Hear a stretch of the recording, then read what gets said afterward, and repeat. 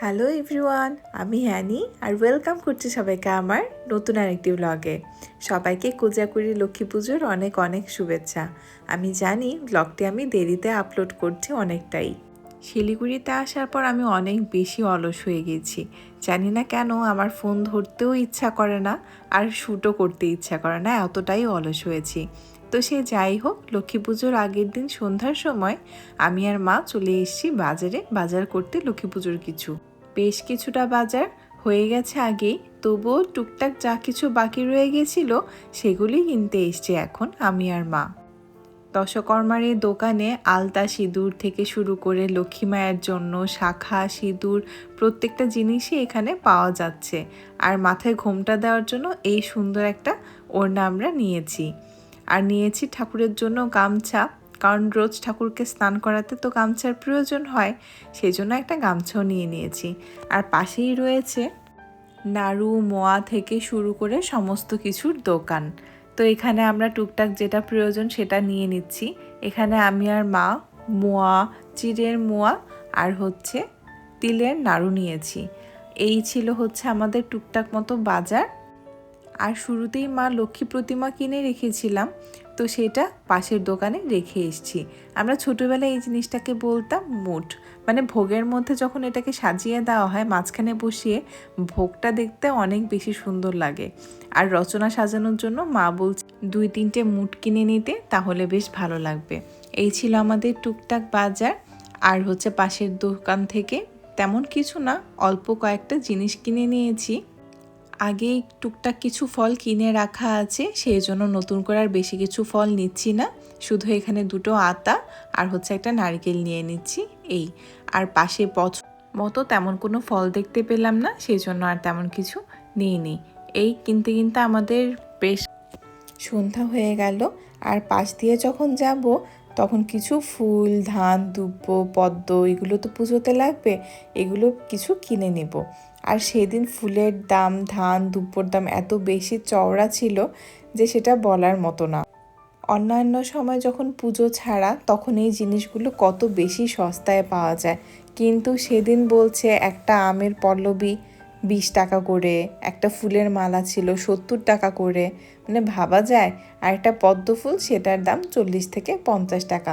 তারপরেও খুব বেশি টাটকা পদ্ম ফুল পাইনি। 2-4টা হলে বেশ ভালো হতো, কিন্তু মনে হলো এটাই একটু টাটকা আছে, না হয় কালকে পরের দিন আবার সকালে আসতে হবে, তো কে তখন আর সেই সকালবেলা আসবে। এটাই নিয়ে এসেছি বাড়িতে। এই হচ্ছে আমাদের বাজার। আর টুকটাক বলেছিলাম যে বেশ কিছু বাজার আগেই আমাদের হয়ে গেছে। তো পরের দিন সকালে লক্ষ্মী পুজোর সমস্ত কিছুর আয়োজন নিয়ে মা বসছে। এদিকে মা লক্ষ্মী পুজোর আয়োজন করছে, আর পাশে ঠাকুর ঘরে আমি পুজো করছি, কারণ সেদিন যেহেতু বৃহস্পতিবার, তো এদিকে লক্ষ্মীর ঘটও বসাতে হবে, ঠাকুরের আসন চেঞ্জ করা থেকে শুরু করে সমস্ত কিছুই করতে হবে। তো মা ততক্ষণে এই সমস্ত কিছুর আয়োজন করতে থাকুক, সব কিছু গোছগাছ করুক। তখন বাজে সকাল প্রায় 6টার মতো। ভোর 5টায় ঘুম থেকে উঠে বাসি ঘর বাড়ি শাশুড়ি বউ মিলে পরিষ্কার করে বসে পড়েছি পুজোর আয়োজন করতে। ঘরে লক্ষ্মী পুজো করার আনন্দই একরকম, মনে হয় যে মা লক্ষ্মী সেদিন স্বয়ং বাড়িতে পা রাখেন।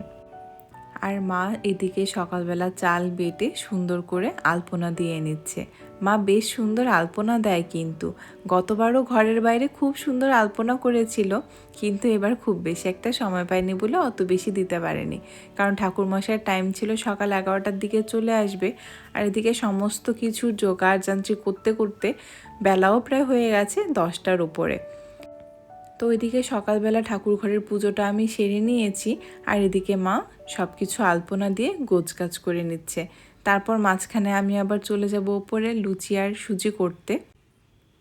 তো বলতে বলতে পুজোর অনেকটা দূরই এগিয়ে এসেছি। আর এদিকে আগের দিনে যেহেতু কলার খোলের মধ্যে লক্ষ্মীর আসন পাতা হতো, এখন আর অত খাটনি কে করে বলুন, কে বানাবে এসব। তাই সুন্দর মতো পিতলের প্যাড়া বলে এটাকে, আসলে ওই খোল কিনে এনে ধান দিয়ে ব্যাস ভরে দাও। এখন তো শহরের জীবনযাত্রা অনেক বেশি সহজ হয়ে গেছে। আর এদিকে মা হচ্ছে রচনা সাজাচ্ছে, ঠাকুরমশাই নাকি সেটা পায়। আর লক্ষ্মী পুজোর সাথে যেহেতু নারায়ণের শিল থাকে, মানে ঠাকুরমশাই নিয়ে এসে সাথে করে পুজো করে, সেই জন্য একটা সিন্নির ব্যবস্থাও এখানে করা হয়েছে। আর এখানে আমি নৈবেদ্যটা একটু একটু করে সাজিয়ে নিচ্ছি। ফলগুলো সব কিছু মাই কেটে দিয়েছে, এগুলো চাল পাড়া থেকে শুরু করে রেডি করা ছিল, তা আমি বললাম দাও বাকি ফলটুকু আমি সাজিয়ে দিচ্ছি। বলতে বলতে এখানে ভোগ থেকে শুরু করে প্রত্যেকটা জিনিস, মিষ্টি সব কিছুই রেডি হয়ে গেছে। এবার শুধু জায়গাটুকু পরিষ্কার করে সব কিছু একেবারে পরিপাটি করে ঠাকুরমশাইয়ের অপেক্ষা। যখন ঠাকুরমশাই আসবেন তখন যেন শুধু দেরি না করে পুজোতে চট করে বসে যেতে পারে। ঠাকুরমশাই চলে এসছে 11:30টার দিকে, আর যে জায়গায় জিনিসগুলো একটু উল্টোপাল্টাভাবে রাখা ছিল এগুলো ঠাকুরমশাই ঠিক করে নিচ্ছে। তো যাই হোক, আমাদেরও তো মন ভুল হতেই পারে সেই সব ছোটোখাটো খুব জিনিসপত্র। ওম বিষ্ণু বিষ্ণু বিষ্ণু তাদ বিষ্ণু প্রপদনে সাবিষ্টিশ্রা দেওয়া চক্রাদম অন্ন পুষ্পং দার্দগণ ঘনময় তৎপাদম ওম দার্দগণ ঘনমং দার্দগণ ইহাগচ্ছ ওম ইহাগচ্ছ আশ্বিনমাসে কন্যা রাশিতে বাস করে শুক্ল পক্ষে কোজাগর লক্ষ্মী পূর্ণিমান্তে তো নাম তো পুষ্পং শিবাদি ওম এতে গন্ধ পুষ্পং শিবাদি পঞ্চদেবতা গণেভ্যো নমঃ এতে ঘটের পরে দাও আসতে করে